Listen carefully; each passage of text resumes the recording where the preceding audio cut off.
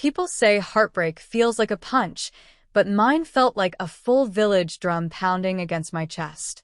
I still remember the night Mira told me, "If you don't clear my sister's debt, then you are not the man I thought you were." Those words shattered something inside me, something I thought could never break. But she didn't know one thing. The day she tried to measure my love in naira was the day I became free, and the day I stepped onto the path that led me to my true wife, my 2 children, and the life she now regrets losing. Hey family, before we dive into this powerful story, don't forget to hit subscribe so you never miss the next one. Please like this video, drop a comment to share your thoughts or lessons you learned, and give your honest review. I'd love to hear what you think. Now, let's begin the story. I always believed that when love begins to die, it sends warnings, like small rain before a storm. But mine didn't. It arrived like lightning, sharp, loud, blinding. That morning, I woke with a full heart. The sky over Udo town glowed orange, and the quiet breeze carried the smell of fried akara from Mama Eben's stall. Life felt gentle. I thought I was building a future with Mira, the woman I once believed God sprinkled into my life like a blessing. I was still in my room, brushing my teeth, when my phone buzzed. It was a message from her. "We need to talk tonight." My stomach dropped, but I convinced myself it was nothing. Maybe wedding talks again. Maybe her school job stressed her. But when I met her later that evening, her face was like stone. Kalechi," she began, voice cold. "You showed me you can help me. So, why can't you help my sister too? What is family to you?" I stared at her, confused. It felt like I was talking to someone wearing her face, not the woman I knew. I tried to hold her hands. She pulled them away. "If you love me," she said, "you will help her. And if you won't, then I don't know what we are doing." Those words hit me like a slap. The air tasted bitter. For a moment, I couldn't breathe. I did not know then that this night would mark the beginning of a journey, one that would end with Mira drowning in regret while I found joy in the arms of another woman who saw my heart, not my wallet. Before the heartbreak, there was sweetness, so sweet it could fool even a wise man. I met Mira 2 years earlier at a friend games night. She wore a yellow dress that hugged her like sunlight. She was the loudest laugh in the room, the one who caught attention without trying. When she smiled, the edges of her eyes crinkled like folded paper. I wasn't even planning to talk to her. I was shy by nature. But destiny sometimes drags you even when your feet refuse to move. One of the card games paired us together. As we played, we joked about people who kept losing. She teased me for being too serious. I teased her for cheating. By the end of the night, I felt something opening in me, something I hadn't felt in years. Our first date was simple. We walked through Udo Night Market, eating puff-puff and laughing at how vendors argued over customers. Mira told me she wanted to change lives through teaching. I told her I wanted a quiet life, peace, and a family someday. We blended well, like palm oil and yam. But there were small signs I ignored. How she always talked about people with money, how she admired luxury, how she got annoyed when I bought cheap gifts. I brushed them aside. I told myself, love can soften any hard edge. I didn't know that I was watering a tree whose fruits would one day choke me. Yet despite everything, I loved her genuinely. And that's what made the betrayal hit deeper when it came. Not like a wound, but like a knife twisted slowly. Mira's student debt was the one thing that constantly hung over her like a storm cloud. Sometimes I'd wake up at midnight to find her sitting at the edge of the bed, staring at nothing, hands shaking lightly. When I asked, she would whisper, "The debt, it won't let me rest." It was around 14 million naira, an amount that could make any young person feel their dreams were tied with rope. She hated discussing it with her parents. They didn't have much. Her father was a taxi driver, her mother sold fabric in the market. They were loving people, but struggling. One evening, she cried in my arms so hard that her tears soaked through my shirt. I stroked her back, whispering, "I'm here. You're not alone." Looking back, maybe that was the moment I decided, without saying it, that I would take her burden and make it mine. If someone had told me then that she would later weaponize that same gift against me, I would have laughed. But life has a way of teaching us that intentions do not always create gratitude. In those moments, I saw Mira as fragile, delicate, drowning. I didn't know she would later try to push me deeper into a sea I never entered willingly. The day I paid off Mira's loan felt like performing a secret ritual of love. I didn't tell her. I simply logged into her loan portal. She once asked for help checking it, so she had given me access. I saw the balance. I winced. It was almost all my savings. But something inside me whispered, do it. This is your woman. So, I closed my eyes and pressed pay. My heart beat loudly as the confirmation page loaded. I printed it, rolled it like a certificate, tied a ribbon, and placed it inside a small red box. That night, when I handed her the box, she laughed thinking it was jewelry. But when she unrolled the paper, her hands flew to her mouth. You paid everything, she whispered. She broke into tears. She hugged me tight. You are the man I want to grow old with, she said. In that moment, I felt like a hero, like a king, like a man building a future worth living. If only I knew that within days, she would demand more, twist my gift, and turn my heart into a battlefield. 2 days later, Mira invited me for lunch with her family. I thought it was to celebrate. I thought her parents might thank me. But fate had other plans. We sat at a small restaurant near Udo Junction, her mother eating rice, her father sipping malt, and her younger sister Kesa busy scrolling through her phone. Then Mira cleared her throat and said, Kelechi, maybe you can help Kesa next. Her debt is even bigger than mine. If you truly want to be part of our family, it's the right thing. I froze. I forced a laugh, waiting for the joke to reveal itself. But Mira's face was serious, dead serious. Kesa's eyes lit up. That would be amazing. Oh, you're practically my brother-in-law. My chest tightened. My throat dried. I said slowly, I'm not planning anything like that. Mira leaned forward, voice sharp. Why not? Is it too much to help the family you want to marry into? Family? Help? Debt? Was I a man or a bank? In that moment, something shifted inside me. The love I had been carrying like a precious pot cracked slightly. I excused myself to the bathroom. I splashed water on my face. The mirror stared back at me with the same question ringing in my head. Is this the woman you want to build a life with? I didn't know then that this crack in my heart was the beginning of a door. That night after the strange lunch, my spirit refused to rest. Even the breeze outside my window felt heavy, as if the air itself sensed trouble. I paced my room, replaying every moment of the day. Mira's words kept echoing inside my skull. If you truly want to be part of our family, help her too. When I finally called Mira, her tone was already sharp, like she had been sharpening her anger all evening. Kelechi, why did you embarrass me at the restaurant? She began. I swallowed my irritation. Mira, your sister debt is not my responsibility. I helped you because I love you, not because I'm now in charge of fixing everyone's finances. But she didn't hear me.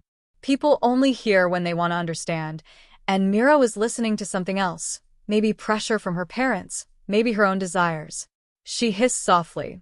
You helped me, so helping her is the next step. That is how family works. I rubbed my forehead. Family? We are not even married yet. Then she dropped the sentence that cut deep into my bones. Then maybe we shouldn't marry at all. Because I cannot be with a man who is only generous when it benefits him. I felt something break inside me. Not loudly, but like a quiet crack in a clay pot. My voice became calm. Too calm. Mira, that is not fair. She ignored my softness. Well, if you won't help my sister, then I need to rethink this relationship. Rethink? Over money that wasn't hers? Over a demand that wasn't love? I ended the call. I didn't shout. I didn't argue. But deep inside, a door was opening, and behind it, the truth was waiting like a shadow ready to step into the light. That night, I couldn't sleep. The woman I once thought I would marry suddenly felt like a stranger, wearing her smile. The next morning, I woke with a strange clarity, like fog lifting from a road. My heart still hurt, but my mind was sharp. The loan payment I made for Mira had not been fully processed yet. A small window. A narrow chance. Something whispered inside me. If she can threaten you over money today, tomorrow she will control your life. I sat at my desk, logged into her loan portal, and saw the pending status glowing like a warning lamp. Then I made the call. The loan officer on the line sounded tired, probably thinking I was another confused borrower. "Hello, sir," he said. "How can I assist you?" I explained everything. I told him the payment was made in error. He asked questions to verify identity. I answered calmly, even though my heart beat like a talking drum. After several minutes, he said the words that felt like air filling my lungs. "Sir, we can reverse the payment before it finalizes." I closed my eyes and exhaled. "Yes, please. Do it." When the call ended, my hands shook, not because of fear, but because of the weight lifting off my shoulders. I checked my email. The refund confirmation arrived. At that moment, I knew a chapter of my life had ended. Not loudly, not violently, but silently, like a door closing on a room I no longer needed to enter. By the time evening came, I felt lighter. Pain still clung to me like a stubborn shadow, but it no longer controlled my steps. Mira thought she was testing my commitment, but she didn't realize she was testing her own place in my life. And she failed. I thought the drama ended with Mira. But trouble has siblings. 2 days later, I got a message from Kesa, the same sister whose debt started the fire. It began politely. "Hey, sorry if I came off wrong the other day." I ignored it. Hours later, another message dropped. "You were really good to my sister. She didn't deserve you." I frowned. Something smelled wrong. Before I could respond, she sent a voice note. When I played it, I nearly dropped my phone. Her voice was soft, too soft. "Kelechi, real men like you are rare.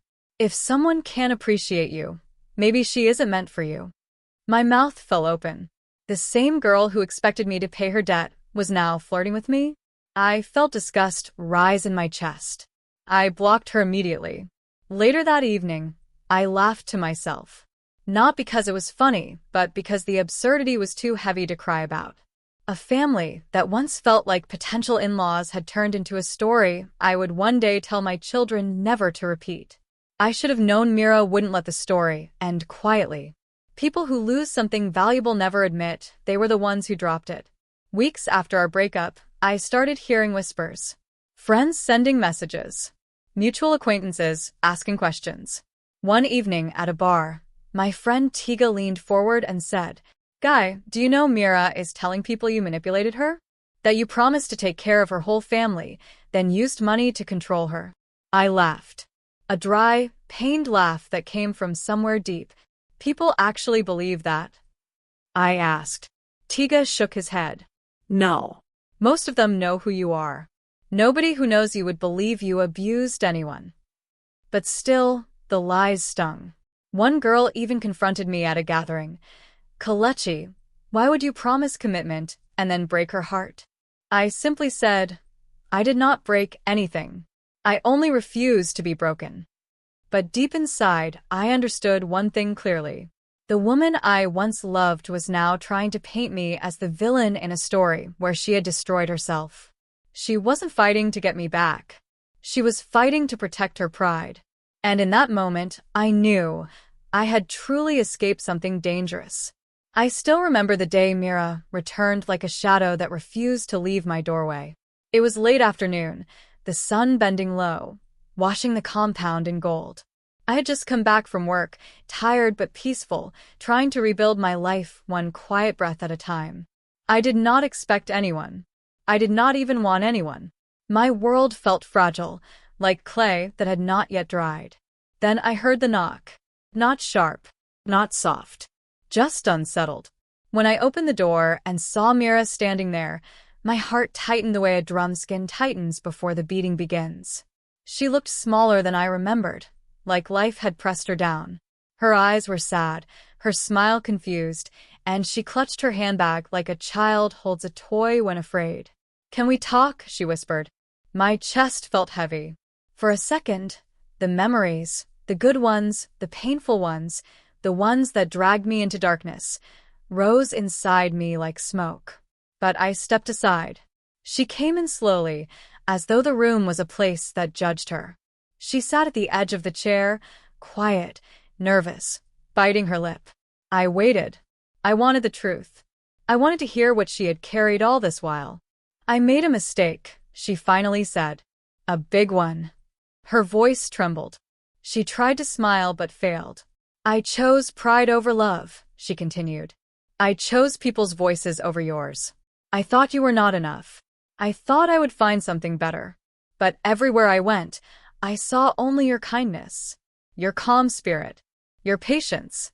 I lost the one man who would have carried me gently." Her tears fell on her palms. "Kelechi, I want to come back." The word struck my chest like cold water. I looked at her, truly looked at her. And in that moment, something became clear inside me. A door inside me had already closed. Not from anger, not from hate, but from healing. "I forgave you," I said softly, "but I can't go back." Her face collapsed like a roof losing its pillars. And in that painful silence, I realized, sometimes love ends long before the mouth speaks it. After Mira left my house that day, her words stayed with me like dust on a traveler clothes. I could brush them off, but the mark remained. I felt her sorrow. I felt her confusion. But I also felt my own clarity. I was not the same man she had thrown aside. That night, as I sat under the mango tree behind my house, the evening wind blowing like a mother calm hand across the world, I thought deeply about everything, my past pain, my quiet dreams, and the new peace that had begun to grow inside me like fresh seedlings. Then the next morning came with its own story. I saw Mira again. This time, she was not at my doorstep. She was across the street, watching me go to work. She didn't speak. She didn't wave. She only stood there, her eyes heavy with regret. When our eyes met, she looked away, wiping her face quickly. Later that week, people started talking. "Mira day cry for you oh. She say she miss you. She say she no get peace." But I kept silent, because sometimes silence is the only answer the heart can offer. One evening, her close friend, Adora, visited me. "You broke her," she said sharply. I smiled softly. "She broke me first." Adora sighed. "But she loves you." I shook my head. "She loves the memory of me, not the man standing here now." Adora looked surprised, as though she hadn't expected wisdom from someone she once believed was not good enough for a friend. "Then what do you want now, Kelechi?" she asked. I looked toward the sky, where the first stars of the night were beginning to appear, small and brave. "I want peace," I said. "And maybe, someday someone who will love me without doubt." Adora nodded slowly. "Then let Mira carry her mistake alone." As she left, I felt something lift off my chest. For the first time since everything fell apart, the road ahead did not look scary. It looked possible. Life has a strange way of opening new doors when old ones have rusted shut. Sometimes it happens quietly, like a whisper. Sometimes it happens suddenly, like rainfall after a long dry season. For me, it happened with a woman named Lami. I met her at the small community library where I volunteered on weekends. She was helping her little nephew pick children's books. She laughed softly when the boy insisted on choosing only books with animals on the cover. Her laughter was warm, like smoke rising gently from firewood, curling upward in a peaceful dance. When she finally turned and greeted me, her eyes held a calm that washed over my heart like clean water. "Good afternoon," she said. "Good afternoon," I replied, trying not to stare. There was nothing dramatic about our meeting. Just a simple moment that felt honest. She asked if I worked there. I told her I only volunteered. She smiled. "That's kind," she said. "People who give their time always carry soft hearts." I laughed quietly. "My heart has been through fire." "Fire can shape gold," she answered. Those words stayed with me all day. Over the next few weeks, we saw each other again at the market, at the local clinic where she worked as an assistant, and once at a roadside fruit stall. Each time, her presence softened something inside me that I didn't even know was still hard. She didn't flirt. She didn't chase. She didn't speak loudly. She simply existed like morning dew, gentle, refreshing, unnoticed by many, but felt deeply by anyone who paused long enough. One evening, she asked, "Why do you always look like someone recovering from old storms?" I smiled, "Because I am." She didn't push further. She only said, "Storms don't last forever." And somehow, I believed her. That night, I sat outside my house and whispered to the sky, "Maybe this is the beginning of something new." The more I spent time with Lami, the more I felt something inside me stretch its wings slowly, something that had been locked and silent for so long.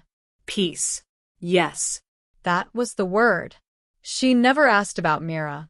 She never questioned my past. She respected my silence the way one respects a sacred forest, quietly, gently, with understanding. One day, we walked to the riverside after a small community health program she had organized. The river danced, catching the sunlight like a mirror breaking into 1,000 diamonds. The air smelled of fresh water and wet soil. "You like this place?" she asked. "It reminds me that life keeps moving," I said. She nodded. "Water doesn't fight the stones. It simply finds its path." Her words had a way of entering the heart without asking permission. As we sat on a fallen log, she looked at me with curious eyes. "Do you ever fear loving again?" she asked softly. I exhaled slowly. Fear lives inside me, yes. But I'm learning that love is not the enemy. People's choices are. She smiled. "You speak like someone who has survived something big." "I have." "And yet," she said, picking a small pebble and tossing it into the river, "you still choose kindness. That is rare." Her compliment warmed me more than I expected. It felt like someone acknowledging the battles I fought silently. Before we left, she stopped walking and faced me fully. "Kalechi, I like talking to you." My heart beat differently. Not painfully, not fearfully, just alive. "I like talking to you too," I whispered. That night, for the first time in a long while, I prayed not because I was broken, but because I was hopeful. It happened unexpectedly. Lami and I had just left the market, laughing about something silly, the way the vegetable seller insisted she knew the future simply by smelling onions. We were walking side by side, not touching, not holding hands, just enjoying the soft sweetness that was slowly growing between us. Then I heard a sharp gasp behind us. We turned. It was Mira. Her face froze, anger, shock, heartbreak, jealousy, all mixed together like bad spices in one pot. Her eyes moved from me to Lami and back to me again. "So, this is who replaced me?" she said, her voice sharp like broken glass. Lami stepped back a little, surprised but calm. I felt my chest tighten. Not because I missed Mira. Not because I wanted her approval. But because I didn't want her to drag her bitterness into the peaceful space I was carefully building. "Mira," I said quietly, "this is not what you think." She laughed bitterly. "Of course. Everything is never what I think." People had begun to watch. The air felt heavy, like clouds gathering before a storm. Lami touched my arm lightly. "It's okay," she whispered. "Please don't let anger scatter your peace." Her voice steadied me. Mira stepped closer, her eyes filling with tears. She tried to blink away. "I thought you said you could never love anyone again," she cried. "I thought you were still healing." "I am healing," I said gently. "And healing doesn't mean waiting forever in the place where I was wounded." Her face broke. Lami simply bowed her head politely to Mira and walked a few steps away to give us space, her grace shining brighter than any argument. I looked at Mira, and for the first time, I didn't feel anger. I only felt distance, like she was a river I had already crossed. "Mira, please stop hurting yourself," I said. "My heart is moving on." She covered her face with both hands, and I realized some regrets are louder than any apology. After that day at the market, life with Lami began to settle into a rhythm that felt natural, like rain falling on familiar earth. We spent mornings at the community center, afternoons helping children learn to read, and evenings walking along the quiet streets of Udo Town, where the wind carried the smell of grilled corn and the laughter of children playing outside. I felt something inside me bloom, hope. Not the frantic hope that Mira demanded with her words, but the calm, growing hope that whispered gently, "You are safe here. You are seen. You are understood." One evening, we walked under the tall mango trees near my house. The sunset draped everything in gold. Lami paused and looked at me. "Kelechi," she said softly, "I feel like we are both building something quietly. Not rushed. Not forced. Just ours." Her hand brushed mine. Not a bold grab, not a fiery claim, just gentle contact, warm and steady. My heart beat slowly, but with certainty this time. "Yes," I said, "I want something real, something that doesn't break because someone asks too much or measures love in coins." And in that moment, I realized this was the beginning of a life I never thought possible after Mira. A life built on respect, trust, and gentle love. The first time Lami and I attended the town annual festival together, I felt as if the universe was stitching us into a new story. The air was alive with music, drums, and the aroma of roasted yams and fried fish.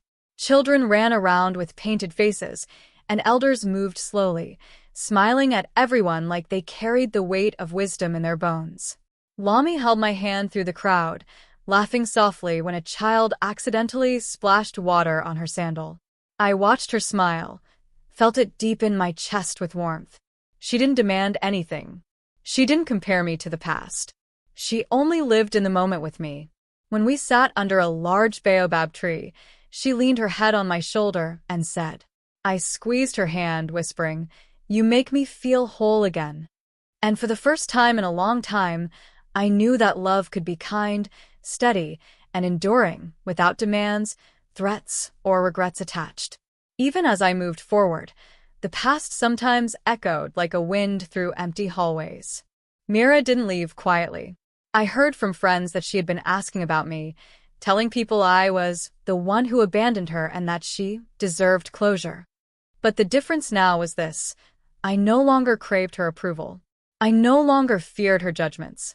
Mira's voice had become a whisper against the life I was building with Lami. One afternoon, a mutual friend casually mentioned that Mira had been watching me from afar. I only nodded. The world can hold regret in silence, but it cannot touch the heart that has moved forward. I thought of her not with bitterness, but with clarity. Mira had demanded what was never hers to claim. She had tried to make love a transaction. And I had chosen freedom over captivity, peace over chaos. Meanwhile, Lami laughter in my ears, her hand in mine, reminded me every day why I had chosen the path I did. Months passed, and our love quietly grew roots. Lami and I decided to move into a small house on the edge of Udo Town, surrounded by hibiscus flowers and tall mango trees. It wasn't grand, but it was ours. Every corner carried laughter, soft music, and the smell of fresh food. I remember painting the walls with her, spilling more paint on the floor than the walls, laughing until our sides ached. I planted a tiny garden with her, pepper, tomatoes, and herbs, and she scolded me gently when I forgot to water them. It was ordinary life, but extraordinary in its peace. The house became a sanctuary where love was measured not in money, but in respect, patience, and shared dreams. One evening, sitting on our porch as fireflies danced around us, Lami rested her head on my shoulder. "Kelechi," she said softly, "I promise to walk with you through every storm, but never demand your heart be measured in coins." I held her close, knowing that finally, my heart had found a home. The miracle of life often comes quietly, without fanfare. One early morning, I woke to Lami whispering, "Kelechi, I think we're going to have a baby." My heart stopped, then raced. I held her close, feeling the tiny new life between us, like a small drumbeat announcing hope. In that moment, I realized how far I had come, from the chaos with Mira to a life where love was gentle and unforced. Months later, we welcomed our first child, a little boy with bright eyes and a smile that mirrored Lami. And a few years after that, a daughter joined our home, filling it with laughter, energy, and light. Mira occasionally crossed my mind, not with bitterness, but as a shadow from a past I had learned from. But life had shown me the truth. Real love cannot be bought or coerced. I had found mine, not through grand gestures or debts paid, but through patience, respect, and someone who saw my heart for what it was. And Mira? I heard whispers years later. She saw me at a festival with Lami and the children. She realized, finally, what she had lost. But by then it was too late. My heart was already full. My home already filled with laughter. And peace, my peace, was unshakable. Mira often wandered the streets of Udo town in thought, replaying scenes she wished she could erase. Each time she remembered the day she demanded I pay for her sister, her chest tightened. She had imagined love as something she could own, something measured in money and gifts. But life had a way of teaching harsh lessons. One afternoon, she passed by the riverside where Lami and I often walked. From afar, she saw us with our little boy, his laughter spilling like sunshine across the water. Lami held his hand firmly, guiding him with love, patience, and care. Mira's stomach twisted with a mix of longing and regret. She wanted to approach, to apologize, but she didn't know how. For the first time, Mira understood the depth of her mistake. It wasn't the money I had reversed. It was her expectation that had broken the bond. She had tried to turn generosity into obligation, love into a ledger, and in doing so, she had lost the one person who truly cared for her. She walked away silently, her tears hidden by the sun, her heart heavy with the realization that some doors, once closed, remain closed forever. At home, life with Lami blossomed beautifully. Our mornings were filled with the soft patter of small feet, our evenings with warm meals and laughter. The children brought life into the house that even the brightest sun could not rival. I watched Lami patiently teach our daughter how to draw, correcting gently when her little hands trembled. I helped our son build a small wooden cart, laughing when it broke apart more than it rolled. These ordinary moments felt extraordinary. Every evening, when the children slept, Lami and I would sit under the mango tree, holding hands, speaking softly about dreams, hopes, and the gentle life we had carved out together. Mira could not escape the reality of what she had lost. News of my family with Lami began to spread quietly through our town. People she once shared stories with now mentioned me differently. Kelechi is happy now. Lami is kind. The children are beautiful. He built a life on love, not obligation. Each time she heard it, a small fire burned in her chest, a mix of envy, guilt, and sorrow. She remembered her pride. In her quiet moments, she wept for the love she had tried to manipulate. She saw the joy that had slipped through her fingers like grains of sand, and it hurt. She realized that generosity is a gift, not a tool, and that love cannot be coerced. One rainy evening, Lami and I sat with the children under our small porch, listening to the patter of rain on tin sheets. Our son pointed to the sky, excited about the puddles forming on the street, while our daughter tried to catch raindrops on her tiny hands. I looked at Lami, and her gentle eyes reflected the warmth of home. Kelechi, she said softly, our life is simple, but I wouldn't trade it for anything. I squeezed her hand. It's ours. That's what matters. The months rolled into years, gentle and kind. Our house was alive with laughter, our hearts full with love.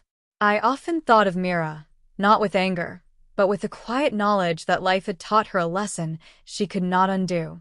One afternoon, I saw her across the market square, older in ways only regret can age a person. Her eyes met mine briefly.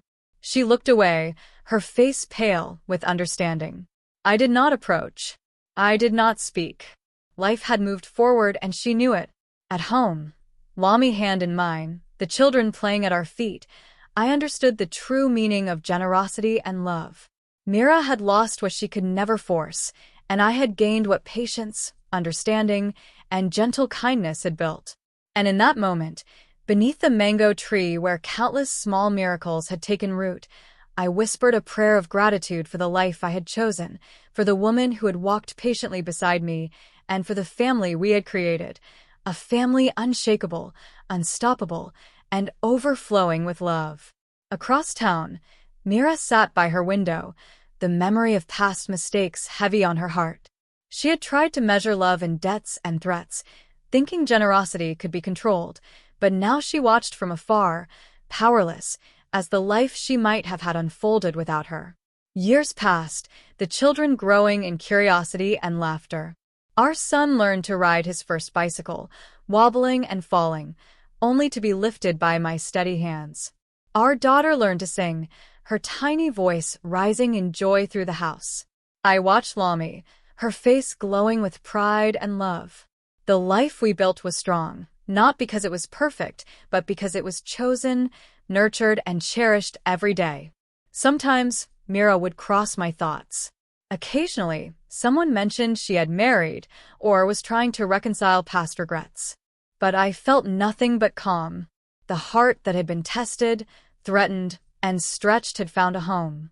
And as I tucked our children into bed, kissed Lami's forehead. One golden evening, as the sun dipped low and painted the sky in shades of amber, I walked through our small yard, holding Lami's hand.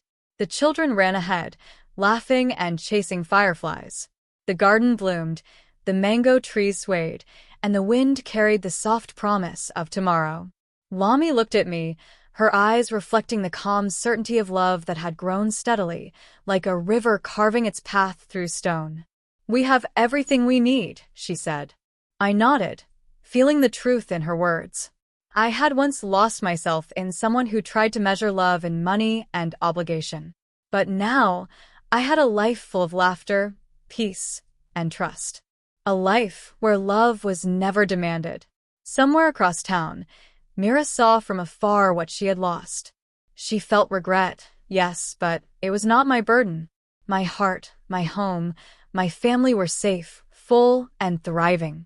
I smiled, watching our children chase the setting sun. Life had delivered its most beautiful lesson. Patience, kindness, and genuine love always win. And in that warm, golden evening, I understood fully. We had found our happily ever after. The end. God bless.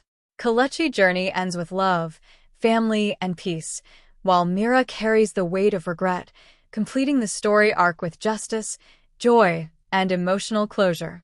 Hey fams! If you enjoyed the story, don't forget to come back to my page, FolktalebyUS, because we have more exciting, emotional, and powerful African stories waiting for you. Hit that subscribe button, smash the like, and drop a comment telling me what you feel or which part touched you the most. Every like, every comment, every subscription gives me the power and strength to bring you more stories from Africa, stories that make you laugh, cry, and reflect.